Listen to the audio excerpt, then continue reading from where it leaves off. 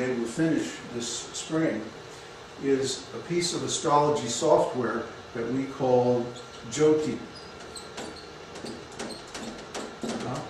Jyoti is an acronym.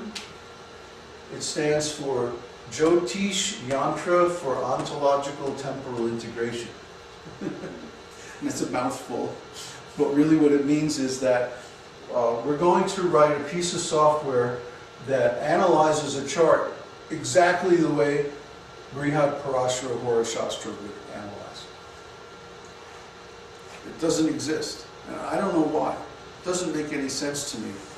You know, if I was the first person who ever wrote a piece of Jyotish software, that would be the first thing I would do. Take the original, oldest, most authoritative work and just write a program that implements that and see what the result is. Then I would maybe, you know, try to add other things and compare the results and see, you know, which is better. Like that. That would be, because that would give you a baseline to do some meaningful research. And so far we don't have that baseline. All we have is somebody's opinion about what works that we should use as a standard in our astrology software. So one of the handicaps that I'm dealing with every day as a Vedic astrologer is that the software that's out there isn't really adequate. Doesn't really address the original meaning of Vedic astrology. It's more designed for commercial applications, and we don't want to go there because we've seen the problems that result from it. And we don't want those problems. We want to do astrology in the context of spiritual life. That this reading is to help you arrange your life in such a way to make the maximum spiritual advancement. That's the purpose of astrology as given by Parashara. So our software will be written in this mood, that we're all spiritual living beings. Our purpose is to get back to the spiritual world. We need the help that astrology can give us. And it's not about, you know, we may talk about material things, but always in the context of spiritual. That's what astrology is really for, and that's what we're doing. So, are there any questions up to this point? What do you use now as a platform for correct analysis? Well, it's not a problem to like draw the chart and stuff like that. That's just mechanic. That's just math, you know, calculations. You get it out of the ephemeris. Okay. So there's several programs that I use. I use Gauravani Jyotish. I use Jagannath Hora. And there's another one called, what's it called? Who's the student of Parashara? Maitreya. There's another program called Maitreya. They're all open source programs, or actually they all use the open source positions. You know, there's a file that's available that's for free that has all the positions of the planets and stuff. You know, they all use the same ephemeris, right? So you know, the results that they get are so close as to be virtually indistinguishable. That's the easy part. Calculating the chart is just mechanics. Interpreting the chart requires some real intelligence, because you have to go through the Shastra and see, you know, how is he interpreting the chart, or how is he looking at these different positions and what they mean or what they indicate. So we've developed basically an intermediary language specification that allows us to express the Sanskrit shlokas of BPHS in a logical syntax. And then we can use that, a table lookup kind of a thing, to see which conditions apply. And then extract the readings that Parashara gives and, you know, format them into a table where we can actually, you know, then sort them according to different criteria and stuff like that. It's a pretty simple architecture, really. It's just a lot of details because there's something like 12,000 readings involved.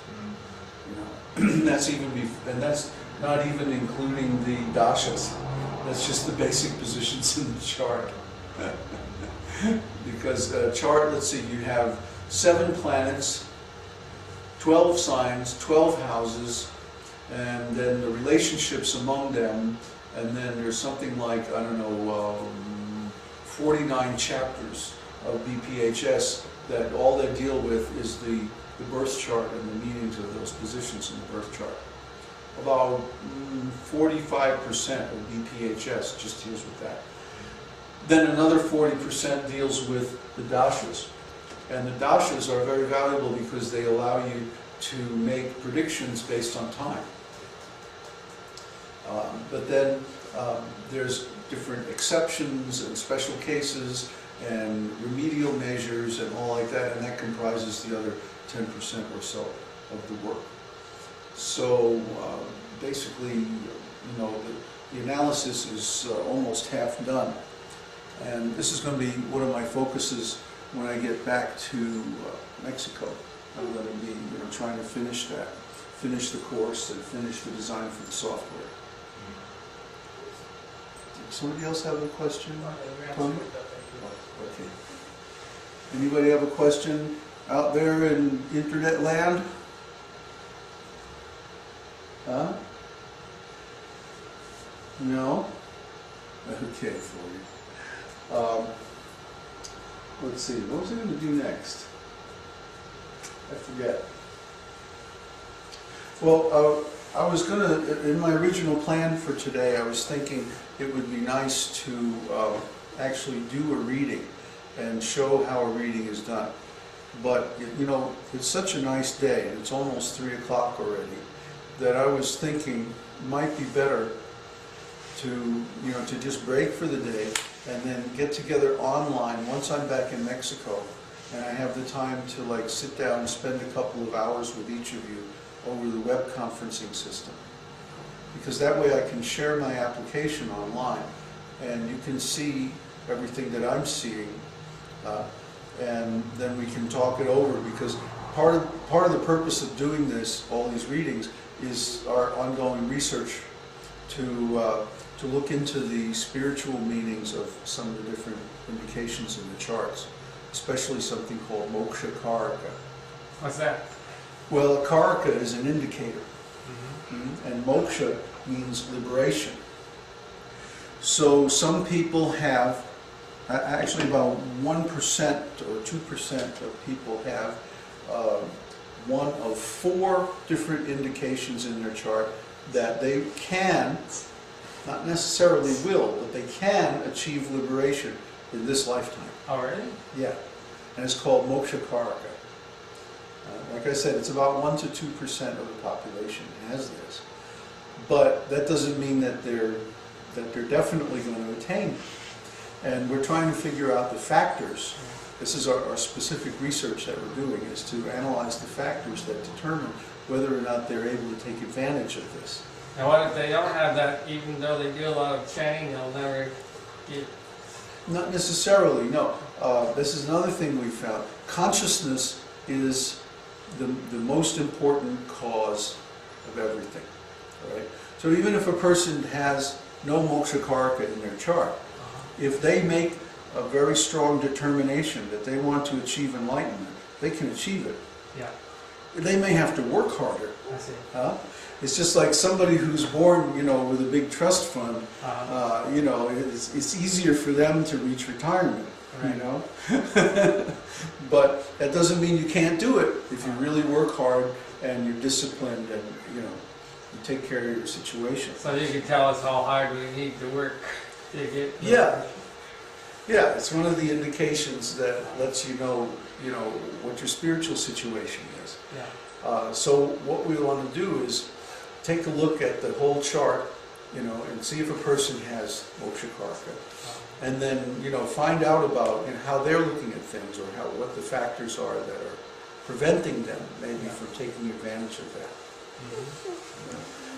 Like we found, for example, in one case, a young man had moksha karaka in his chart, but he also had his sun and Mercury in the 12th house. And sun in 12th is always a weak position. It means they have a weak physiology, and with Mercury also there, it means that he has a weak mind also. Okay, so Venus is in the first house, and Venus in the first house is very strong, and also has what's called a lock on the 12th house. And so because of Venus's lock on the 12th house, this guy he cannot resist women at all. It's like a woman comes, he like forgets who he is, where he is, what's going on, you know, what he wants to do, and he's just like, you know, he just turns into like a robot, you know, he's lost. He loses his whole sense of direction. You can see it in his chart. I mean, it's really obvious. Right? And this is what happens in his life. So he may have